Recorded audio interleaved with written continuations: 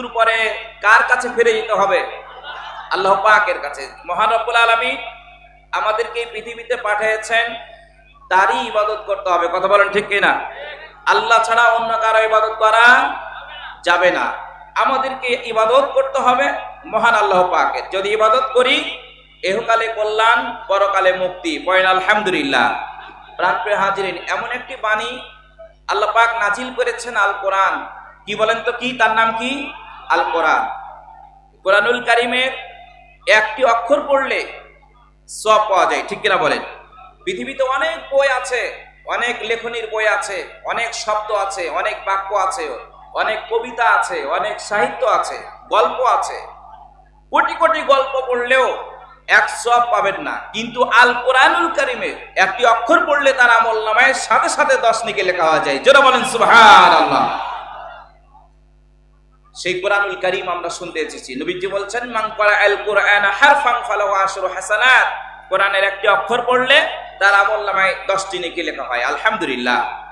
এই কোরআনুল কারীম যদি আপনি আমি মন দিয়ে শুনি আর চুপ করে বসে থাকি, কথা কেউ বলবেন না, যদি মন দিয়ে শুনেন আর চুপ করে বসে থাকেন, আল্লাহ রাব্বুল আলামিন আকাশ থেকে শান্তি নাজিল করবে। পয়েন্ট আলহামদুলিল্লাহ।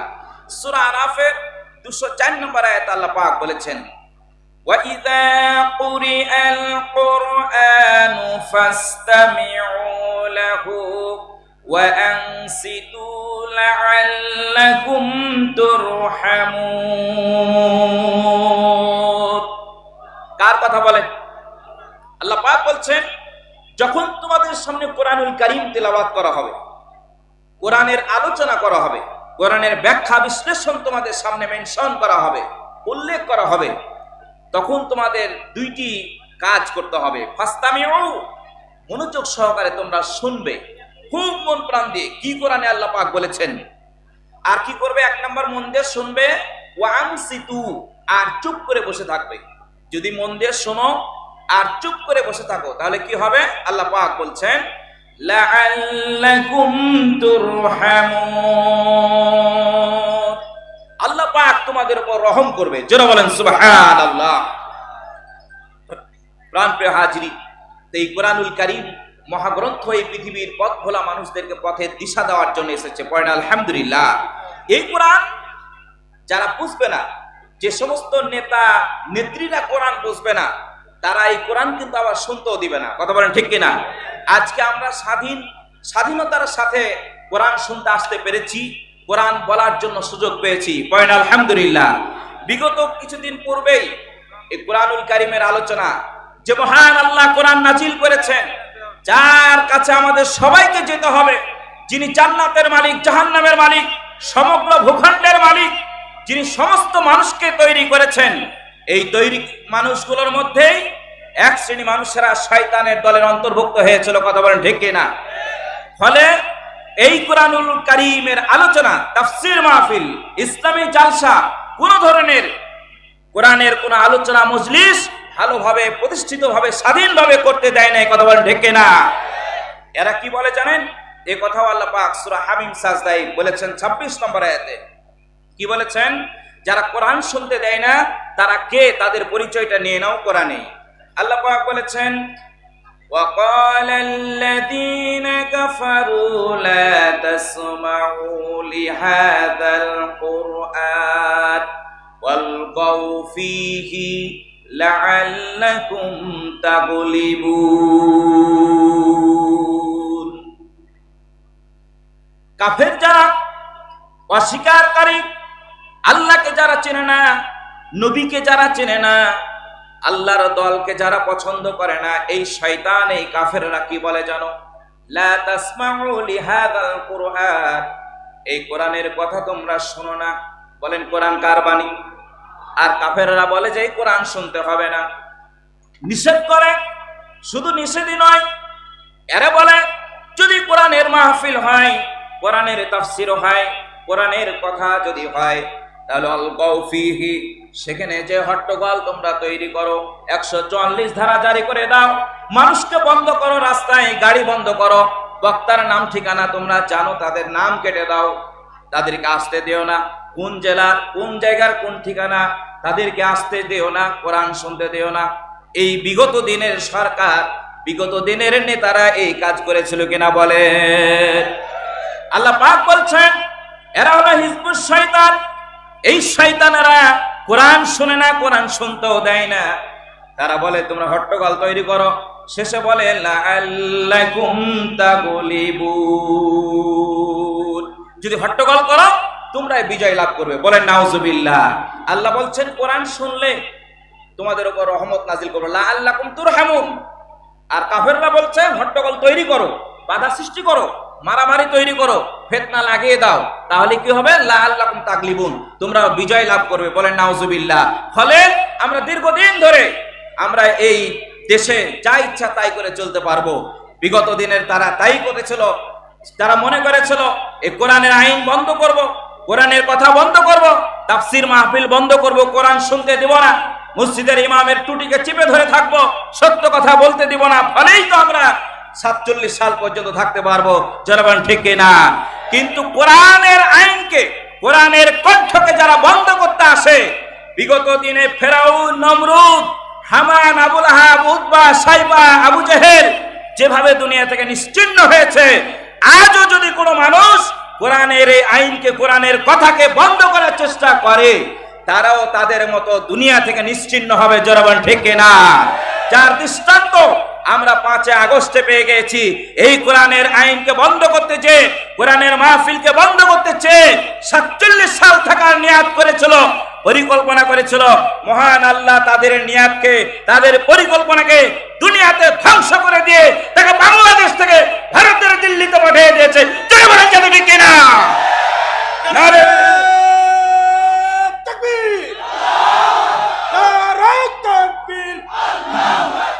ইসলামের শত্রুরা নারে তাকবীর। রব্বুল আলামিন বলেছেন কোরআনুল কারীমে, কোরআন শুনবেন না শুনবেন না বলেন? আজকে এই সঠিক কথাগুলো আপনাদের সামনে বলা দরকার আছে না নাই? ইনশাআল্লাহ এই কথাগুলো কিয়ামত পর্যন্ত কোরআনের কথা আল্লাহর জমিনে থাকবে। ও মুসলমান, কারা কারা কোরআনের কথা চান দুই হাত তুলে দেখান। নারে তাকবীর। আল কোরআনের আলো সংসদে চালো, ইসলামের শত্রুরা হুঁশিয়ার সাবধান। ধরে ধরে ধরে না, আল্লাহ ধরলে ধরে ধরে ধরে না, সবাই ধরে বারবার, আল্লাহ ধরে। আলহামদুলিল্লাহ। আপনামা সেই মহান আল্লাহ আছে না নাই? বগুড়ায় আল্লাহ আছে না নাই? শেরপুরে আছে না নাই? শুধু কে এখানে না, সমগ্র জায়গায় কে আছেন? আল্লাহ পাক বলেন হুয়া মাকুম আইনামা কুনতুম, তোমরা যেখানে যাও না কেন, যেখানে অবস্থান করো না কেন, সেখানে আমি তোমাদের সাথেই থাকি। কে থাকে? জোরে বলেন, আরো জোরে বলেন কে? আলহামদুলিল্লাহ। আপনাদের ঈমান আছে, এই ঈমানের জজবা সর্ব অবস্থায় থাকতে হবে। কথা বলেন ঠিক কিনা? থাকবে তো বলেন ইনশাআল্লাহ। সামান্য একটা লাল চায়ের বিনিময়ে আমাদের ঈমান আর বিক্রি করতে পারবো? বলেন ইনশাআল্লাহ। বন্ধুগণ, বাবাজি, ভাইয়েরা, কোরআন থেকে শুনেন কাফেররা কি মনে করে জানেন? কোরআনের মাহফিলে মানুষ জমা হয়, যারা কোরআনের দল নেই, হিজবুশ শয়তান, শয়তানের দলেরা চিন্তা করে সবই লোক তো কোরআনের দিকে চলে যাচ্ছে, এই কোরআনের মানুষদেরকে ধরতে হবে, কোরআনকে নিভিয়ে দিতে হবে। আল্লাহ রাব্বুল আলামিন বলেছেন কোরআনে তাদের এই ষড়যন্ত্রের কথা, ইউরিদুনা লিয়ুতফিউ নূরাল্লাহি বিআফওয়াহিহিম ওয়াল্লাহু মুতিম্মু নূরিহি ওয়ালাউ কারিহাল কাফিরুন। আল্লাহু আকবার। ইউরিদুনা, তারা চায়। কারা চায়? কাফেররা। হিজবুশ শয়তান দল, বড় দল দুইটা, একটা হিজবুল্লাহ আল্লাহর দল, আর একটা হলো হিজবুশ শয়তান, শয়তানের দল। আপনারা আমরা বলেন হিজবুল্লাহ না হিজবুশ শয়তান? কার দল আমরা? আরো জোরে বলেন কার? আপনাদের এই কথা শুনে কিন্তু শয়তান একটু দূর থেকে হাসতেছে। কিভাবে জানেন? মাহফিলে বসে রফিকুল ইসলাম মাদানী ঠেলাতে তোমরা এসে খুবই তো আল্লাহ আল্লাহ চিল্লাচ্ছ, মাহফিল থেকে বাড়াও, যত রকমের বিড়ি আর সিগারেট আছে সব ধরাবো তোমার মুখে।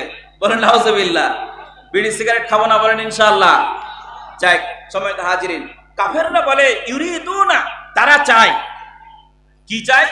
লিইউতফিউ নূরাল্লাহি, তাদের ফু দিয়ে আলোকে বন্ধ করে দিতে, বিআফওয়াহিহিম, তাদের মুখের ফু দিয়ে তারা আইন জারি করে দিয়ে বুঝাতে চায় বা বলতে চায় কোরআন বন্ধ করে দিব, কোরআন দুনিয়া থেকে উঠিয়ে দিব।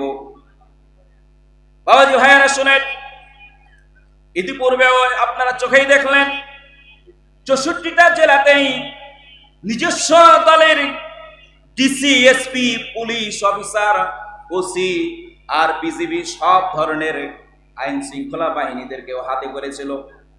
কোরআনের মানুষকেও ধরেছে, জেলখানায় নিয়ে গিয়েছে, ফাঁসি দিয়েছে, বন্দি করেছে, মামলা দিয়েছে, মোকদ্দমা করেছে, গুম করেছে, খুন করেছে, আয়না ঘরে বন্দি করে হাজারো মানুষদের কাঁদিয়েছে, তাদের পরিবারকে অসহায় করে দিয়েছে। বলেন ঠিক কিনা?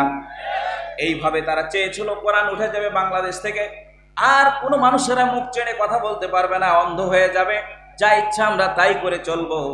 আল্লাহ পাক বলেন, আল্লাহু মুতিম্মু নূরিহি, তোমরা বন্ধ করতে চাও, নিভিয়ে দিতে চাও, অথচ আল্লাহ রাব্বুল আলামিন তার নূরকে, তার কোরআনকে সারা পৃথিবীর মানুষের স্মৃতিপটে আরো সুন্দর করে তুলে ধরে দেয়। বলুন সুবহানাল্লাহ, আরো যারা বলেন সুবহানাল্লাহ। কোরআনের আলো পৃথিবীর বুকে বিচ্ছুরিত করে দেওয়ার মালিক কে? আরো যারা বলেন কে?